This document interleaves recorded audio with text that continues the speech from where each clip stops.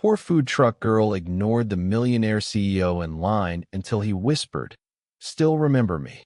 It was just after 7 a.m. in Old Town Nashville.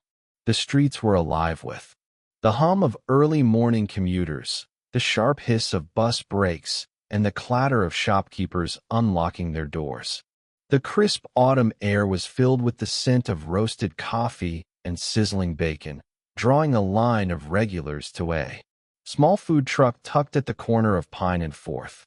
Painted in warm yellows and oranges, Sunrise Bites, it stood out like a sunrise on wheels. Its handwritten chalkboard menu already smudged from a busy start. Caleb Walker stood in line, his tailored navy coat unbuttoned, silk tie loosened at the collar. One hand held his phone filled with unread emails and tension. The other ran through his hair as he sighed, eyes distant. The weight of a restless night and a boardroom confrontation clung to him. For someone whose name echoed across headlines and earnings reports, this food truck corner was strangely grounding, real, unfiltered, anonymous. Just as he stepped forward, ready to speak, a clear voice rang out from the truck. "Morning, folks. Sorry, but we're down to our last breakfast wrap." "Only one left," said a woman. Inside, Caleb opened his mouth. "Then I'll take actually," she interrupted, gently, stepping into view, wiping her hands on a faded sunflower-mannered apron. "I think Mr. Hargrove here was ahead of you." She smiled. Not sweet, not dismissive, just certain. Caleb turned, blinking. Behind him stood an elderly man with a weathered cane and a U.S. Navy pin on his cap. The man gave a small nod, a little surprised himself. Natalie, the blonde woman running the truck, leaned forward, her voice softer now. "Same as always, sir." The old man's eyes twinkled. "You remembered?" "Of course I did. Egg, no cheese, extra salsa. Coming right up." As she turned to prepare the wrap, Caleb remained where he was. He wasn't offended, just caught off guard. He couldn't remember the last time someone had looked past his position in line or his position in the world. He glanced down at his watch, then back at the truck. No one else seemed surprised. The line moved on like it always did. "Well," he said, voice low but amused. "That's fair." Without turning around, Natalie answered matter-of-factly. "I run this place like my grandma ran her kitchen. First come, first served. Doesn't matter if it's a billionaire or a baker." She said it casually without a hint of sarcasm. She had no idea who he was. Or maybe she did and didn't care. Caleb chuckled softly. Genuinely. It had been a long time since he felt this unseen, and strangely it felt good. "Well," he said, tilting his head slightly, "I guess I'll have whatever's still available." Natalie turned then, meeting his eyes for the first time. She was younger than he'd expected, late 20s, maybe.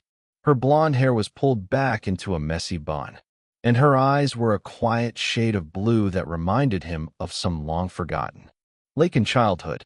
"Lucky for you," she said with a playful lift of her brow. "We never run out of coffee."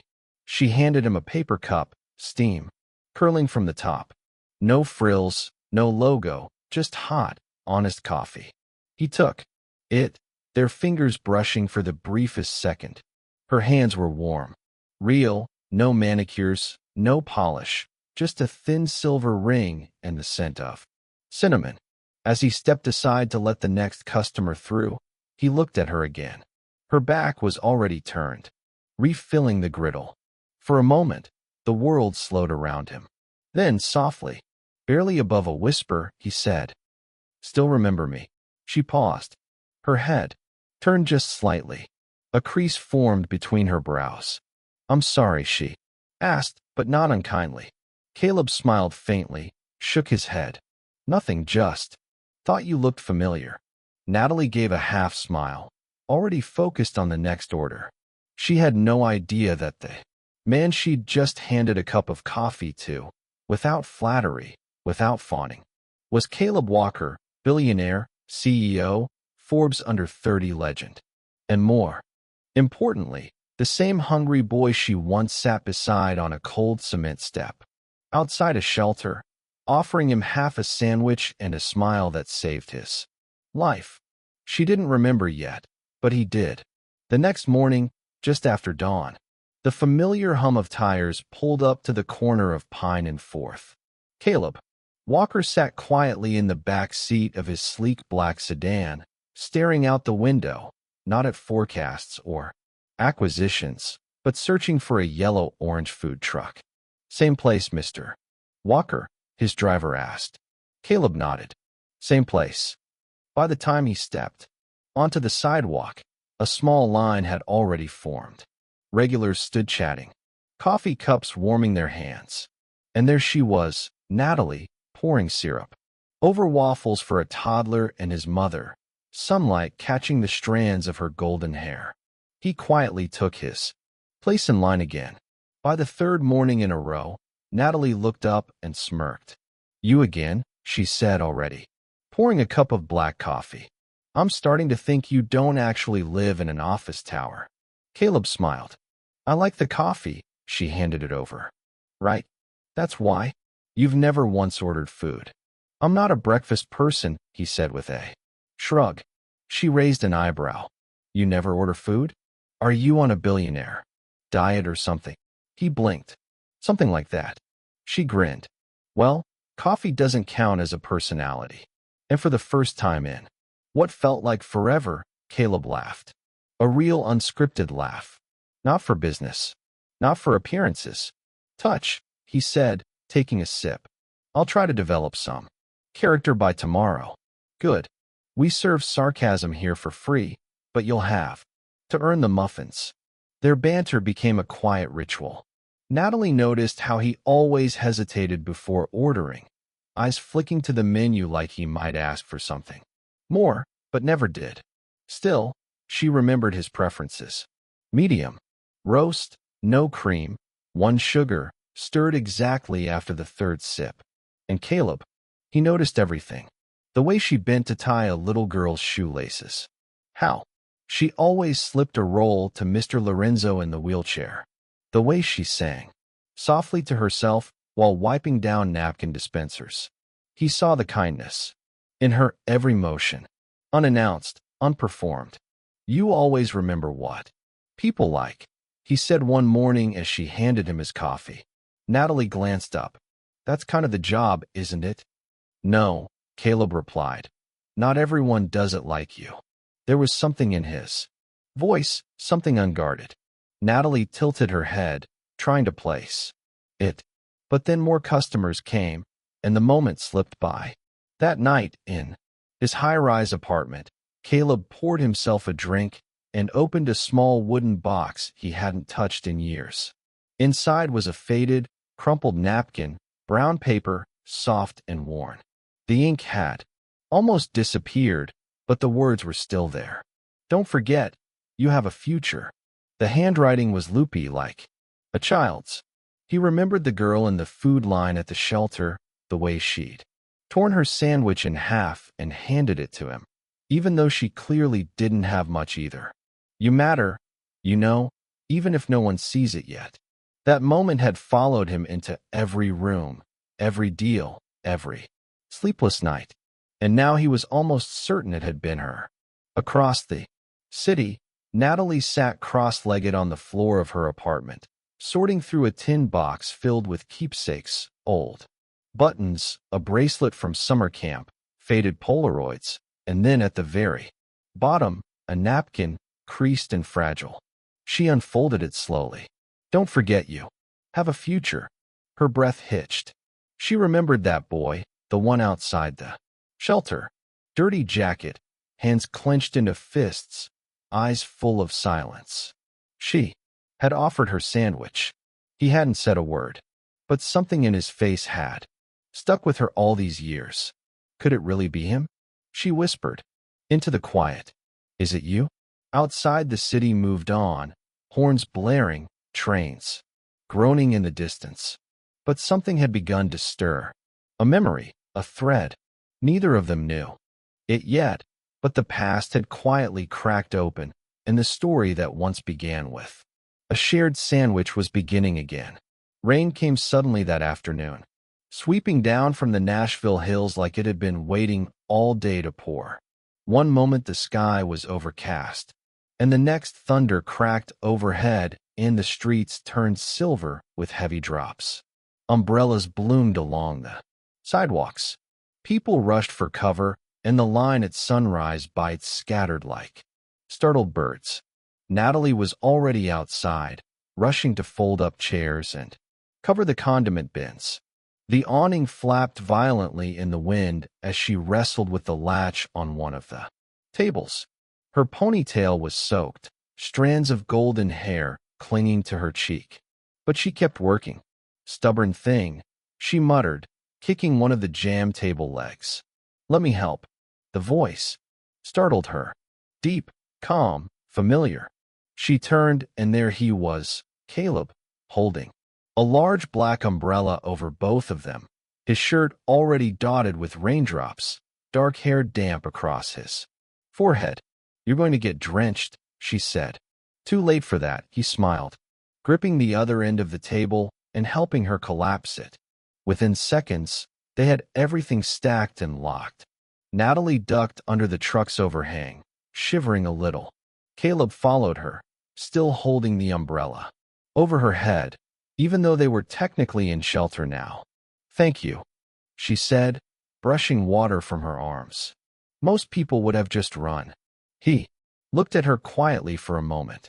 "You're not most people." There was a pause. Rain hammered on the tin roof above them, a soft and steady rhythm. Then he asked, voice gentler than she'd ever heard it, "Do you believe people can change because of one moment?" Natalie turned to him, brows raised. "What do you mean?" "I mean, if your whole life was going one way, and then in just a few minutes, someone said or did something that made you believe it didn't have to be that way. Could that be enough to change a person?" She didn't answer right away. Instead, she studied his face. There was no playful smirk this time, no sarcasm, just quiet weight. "If the moment is strong enough," she said softly, "then yeah, I think it can." Caleb nodded, eyes drifting past her like he was looking through time. "I was 10, he said, living in a shelter outside of Knoxville. My mom had just left. No note, no goodbye. I remember sitting on the cold cement steps outside the food line, trying not to cry, but failing anyway." Natalie blinked. The image, it tugged at something in her. This girl came out of the food line. She had blonde hair, dirty sneakers, carried 2 sandwiches in her hands. She stopped in front of me, sat down like we were old friends, and she gave me half. Natalie's breath hitched. She didn't ask why I was crying. She didn't try to fix it. She just sat with me, and before she left, she handed me a napkin with something scribbled on it. He glanced at her, something fragile in his expression. It said, "Don't forget you have a future." Natalie stared at him, unmoving. The sound of the rain seemed to grow distant. Caleb looked away, almost embarrassed. "It sounds stupid, I know, but I kept that napkin. It was the first time in my life I believed someone might actually see me, that maybe I mattered." Her voice was barely above a whisper. "Do you still have it?" He nodded. "Yeah, it's in a box. I never showed it to anyone until a few nights ago." Natalie opened her mouth, but no words came out. Her throat was too tight. She remembered the sandwich, the boy, his trembling hands, how she'd torn a napkin from the dispenser and written the first thing that came to her heart. She hadn't even known his name. She just remembered how lonely he looked and how familiar that kind of loneliness felt. She started but stopped. There. Eyes met.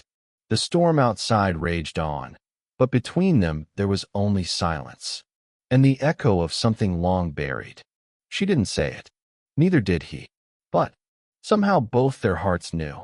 They had met before, and somehow, without even realizing it, they had found each other again. Inside the food truck, the air was thick with the scent of caramelized onions, toasted sourdough, and melted cheddar. Outside, the evening chill wrapped around Nashville like a quiet lullaby. But inside, sunrise bites. It was warm and glowing. Golden light from overhead bulbs gave everything a soft, almost magical hue. Caleb sat on the small bench tucked against the back wall, elbows resting on the counter, watching Natalie work. She moved with practiced grace, flipping slices of bread on the griddle, sprinkling herbs, humming to herself like she had done this her whole life. "Okay," she said, plating 2 sandwiches with flair. "You're about to experience the best grilled cheese of your life." Caleb chuckled. "That's a bold claim." Natalie handed him one of the plates, then sat across from him. "It's not just grilled cheese, it's Mama's melt. My mom's recipe. Extra butter, 2 cheeses," and she held up a finger, smirking, "a secret layer of spicy tomato jam. Ask for the recipe, and I'll have to bury you behind the truck." He took a bite and paused, eyes widening. "Told you," she said, smug. "That's not just good," he replied slowly. "That's comforting." Her expression softened. "Yeah, that's what she used to say. Food should make people feel safe." For a moment, the only sound was the faint sizzle from the griddle. The world outside faded. "Do you always eat dinner in here?" he asked. Natalie nodded. "Most nights. Sometimes my brother joins, but he hates crowds and smells and people breathing near him." Caleb raised an eyebrow. "Your brother, Lucas," she said, sipping from a thermos. 17, high-functioning autism. "He's brilliant, but the world's too loud for him sometimes. I'm kind of his safe space." Caleb looked at her differently now. There was no self-pity in her voice, just fierce, grounded love. "After our mom passed, it was just us. I was 22, trying to figure out my own life, and suddenly I was raising a kid. I sold my car, borrowed from a distant aunt, and bought this rusted-out truck off Craigslist." "You fixed it yourself?" he asked. "Pretty much. Lucas helped, and a friend did the wiring. Some guys from the garage across the street let me borrow tools. Took a year, but here we are." He leaned forward slightly. That's incredible." Natalie shrugged. "It wasn't brave or anything. I just didn't see another option." He studied her face. "You make it sound easy." "It wasn't," she said simply. "But it was honest." Caleb looked down at his sandwich. "I envy that." She raised an eyebrow. "Envy what?" He hesitated, then said quietly, "That your world is real. My life is all numbers. Silent offices. People who pretend they like you but really want something. Everything's measured in metrics and ROI." Natalie listened, not interrupting. "And somewhere along the way," he continued, "I stopped being a person, became a brand. A projection. Sometimes I look in the mirror and think, who even is that guy?" She reached for a napkin, folded it once, and slid it across the counter. "You're still a person," she said gently. "Just maybe a little lost." Their hands touched. Neither moved away. Outside, life continued. Horns, footsteps, city noise. But inside that narrow truck, time seemed to slow. They finished eating quietly.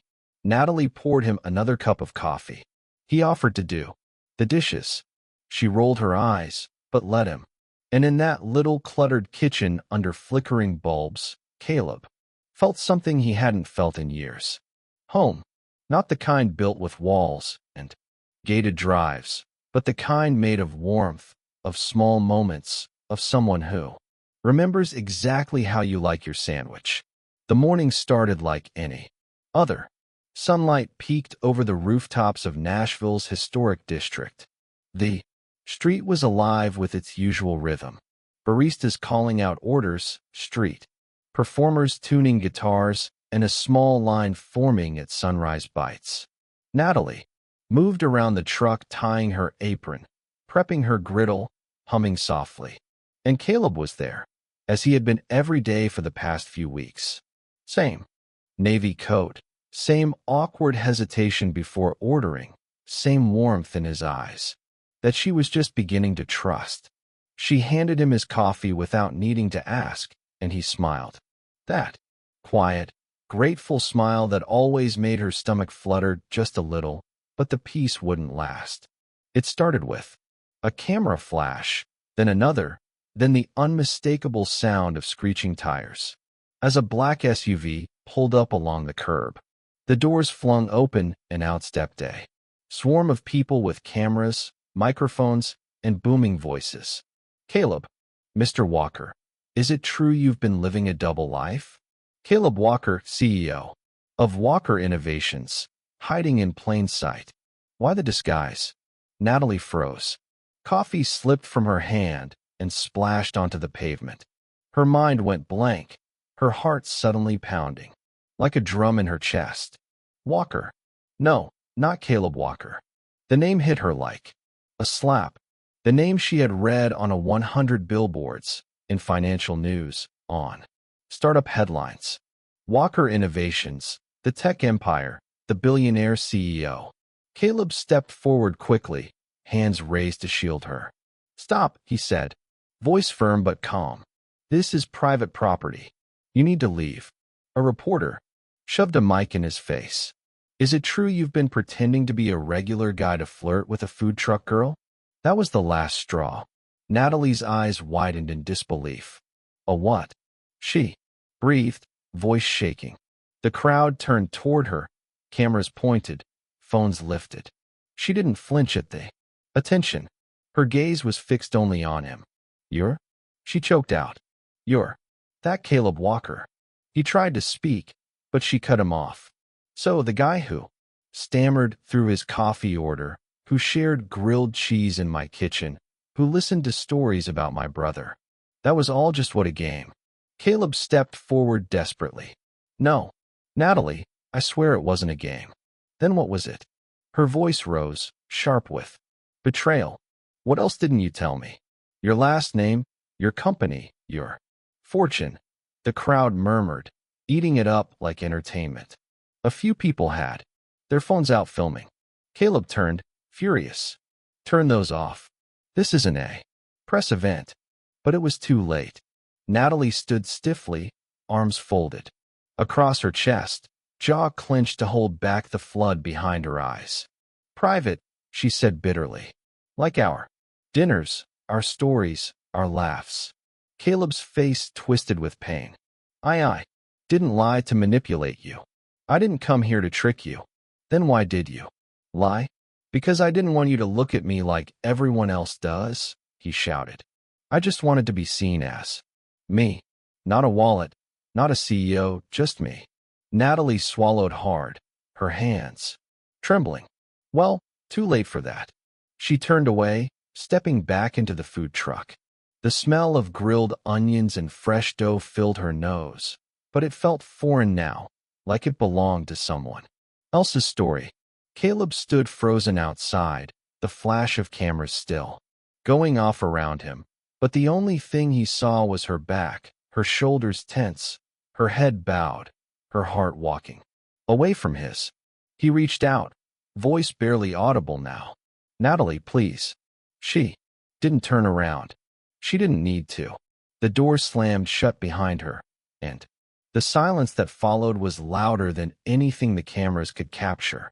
The streets of Nashville felt quieter. Now, Sunrise Bites was gone. Not just closed for the day, but shuttered. The once colorful food truck that had brought warmth and community to the corner of Pine and Rosewood now sat abandoned behind a locked fence in a dusty repair lot. Natalie stood in her tiny kitchen apartment, staring at the classified ad on her laptop. For sale, used food truck. Good condition. Needs love. Love. That part stung. Lucas walked in, rubbing his eyes, still in his pajamas. He didn't speak much in the mornings, but he noticed the silence that had replaced the usual smell of bacon and sizzling bread. Are we not cooking today? He asked softly. Natalie blinked. She turned from the screen, her throat tightening as she knelt in front of her brother. No, baby, she whispered, pulling him into a hug. Not today. His arms wrapped around her neck. But You always cook on Fridays. That's Mama's melt day. A sob caught in her throat. She clutched him tighter, burying her face in his shoulder. I know, she said brokenly. I know. Lucas didn't understand the details about viral headlines, billionaires, lies, or betrayal. But he understood when Natalie's hands shook while holding a spatula. He understood when her eyes didn't smile anymore. He rested his chin on her shoulder. Did someone hurt your heart? Natalie let out a strangled breath. Yes. Across town, Caleb sat in the corner office of Walker Innovations. Fordo's ceiling windows, flooding the room with light he didn't feel. His assistant knocked once quietly. Mr. Walker, the quarterly board meeting. Cancel it. It's but the investors from Zurich. I said, cancel it. She hesitated, then backed out slowly. The door closed, leaving him alone again. He stared at his reflection in the glass. It didn't look like him anymore. Not the real him, just the carefully crafted mask of a man who had everything except the one thing he wanted. He reached into the drawer and pulled out a small tin, dented, faded. Something he'd carried with him across foster homes, shelters, dorm rooms, offices. Inside, tucked beneath old photos and receipts, was a square piece of paper, yellowed with age, faded, but still legible. Don't forget you have a future, written in blue ink, a little crooked, probably done in a hurry. He could still remember the day she'd handed it to him. A scrawny boy with dirt on his cheeks and a storm in his chest. A girl with a warm sandwich, soft eyes, and the kind of hope he didn't believe in. You matter. You know, even if no one sees it yet. He hadn't known her name then, but her voice had stayed with him. And now he knew it was her. It had always been her, the girl from the shelter, the girl with the sandwich, the girl with the smile that told him life could be more than pain and pretending. Natalie. He closed his eyes. Everything he'd built meant nothing without her in it. The meetings, the money, the titles. He had built a future, like she told him to. But what good was a future if she wasn't in it? Downstairs, his driver waited beside the Bentley. But Caleb wasn't ready to move. Not yet. He needed to do something first. Not a gesture, not a grand apology for the cameras, but something real. Something that said, I see you. I remember you. I need you. And this time, he would not lie. This time he would fight for the truth. Because only now did he realize she wasn't just a girl he'd fallen for. She was the reason he had ever believed in love at all. The ballroom was elegant. Crystal chandeliers above, silver cutlery clinking gently below. The annual Nashville Small Business Honors Gala was in full swing, filled with polished suits, sparkling dresses, and the quiet hum of corporate conversation. Natalie stood in the back near the exit. She had not planned to come. Rosa had begged her to get out of the apartment, to stop letting sadness brew in her bones like oversteeped tea. Natalie had relented, mostly to appease her. She hadn't known Caleb would be speaking when his name was announced. Please welcome CEO of Walker Innovations, Mr. Caleb Walker. Her breath caught. Her first instinct was to leave, but her feet refused. She stayed. Caleb walked to the podium. He wore a black suit, no tie, the first two buttons of his shirt undone. There were dark circles under his eyes, a stillness in his movements she hadn't seen before. He pulled out a sheet of paper, paused, then folded it in half and set it down without reading. A murmur rippled through the crowd. He looked out across the sea of faces, but his gaze found only one. Natalie. She didn't smile. She didn't nod, but she stayed. And so he began. I was asked to speak about leadership tonight, Caleb said, voice calm, but laced with something deeper. About innovation, vision, success. I had something prepared, charts, bullet points, the usual. He glanced down, then back up, but I threw it out because none of it felt real anymore. The room quieted. Caleb took a breath. She ran a food truck, he said simply. I ran a corporation. She woke up before dawn, fed 100 people with 2 hands and 1 griddle. I sat in boardrooms talking about scaling and strategy. He paused. But she served healing. I served numbers. And yet I'm the one who was fed. Gasps, soft ones. He wasn't performing. He wasn't selling. He was confessing. There's a woman I met not long ago, he continued. She didn't care who I was. Didn't care about my title or bank account. She cared whether I said, please and thank you.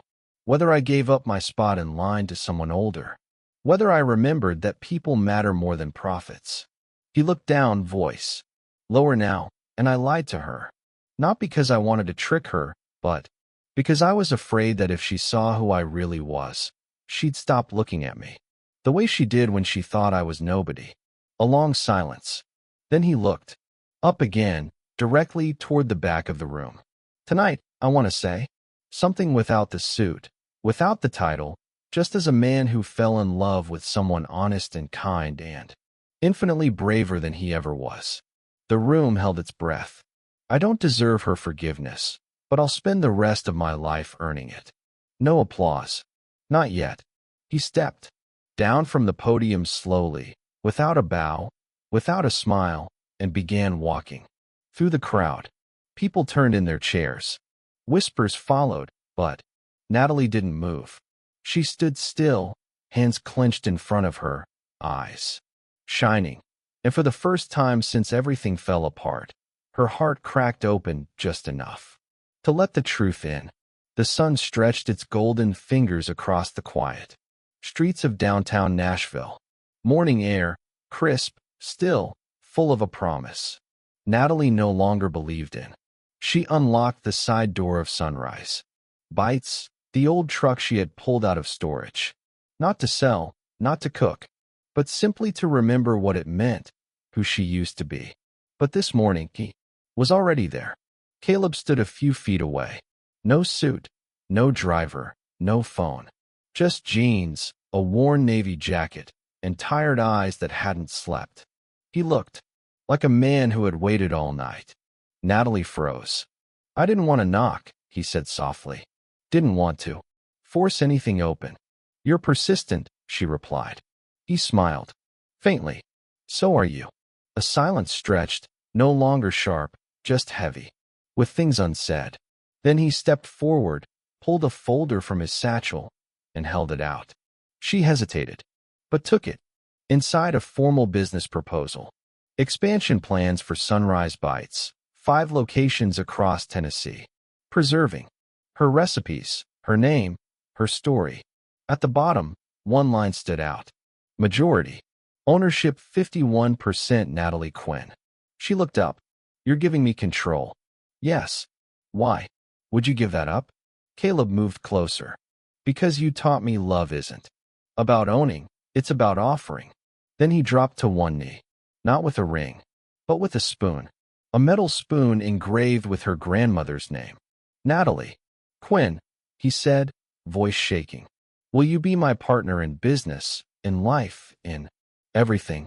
Tears welled. Her laugh broke through them like light. Only if you promise to never pretend again. Never, he whispered. She pulled him up into her arms and held him like home. 6 months later, the tiny chapel doors opened, flooding the room with golden morning light and the smell of coffee and warm bread from the new Sunrise Bites restaurant next door.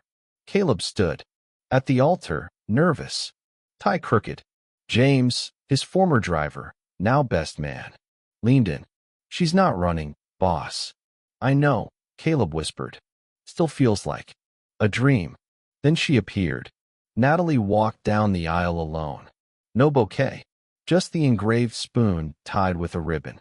Her dress soft ivory, her hair golden, loose, glowing in the sunlight. Lucas sat in the front row, clapping in an oversized suit. Familiar faces from the food truck lined the pews.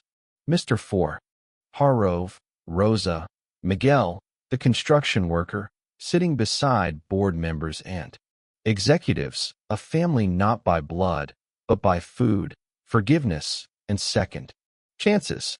You look perfect, Caleb whispered. You clean up pretty well. Billionaire boy, she replied. The efficient smiled. Do you, Caleb Walker? Take Natalie Quinn to be your wife, your equal partner, your midnight taste. Tester? I do every morning, every night. Forever. And do you, Natalie Quinn, take Caleb Walker to be your husband, your co-founder, your soft-hearted CFO? I do, she laughed through tears, even if he still can't cook an egg. The kiss was imperfect, joyful, real. At the reception next door, the walls were lined with framed napkins, handwritten thank yous, and one square of paper in the center. Don't forget you have a future. Above it, the new sign gleamed. Sunrise Bites. A love story in every dish. Because some love stories do not begin with sparks. They begin with sandwiches, with small kindnesses, with the courage to come back when it hurts. And now they had finally come home. Thank you for joining us on this heartwarming journey of love, second chances, and unexpected connections. If Natalie and Caleb's story touched your heart, made you smile, or believe in love again, then we've done our job. At Stories Beyond Words, we share tales that heal and inspire. Hit the hype button, subscribe, and turn on the bell so you never miss a moment that matters. Tell us your favorite part in the comments. We'd love to hear from you. Until next time, keep believing in stories that touch the soul.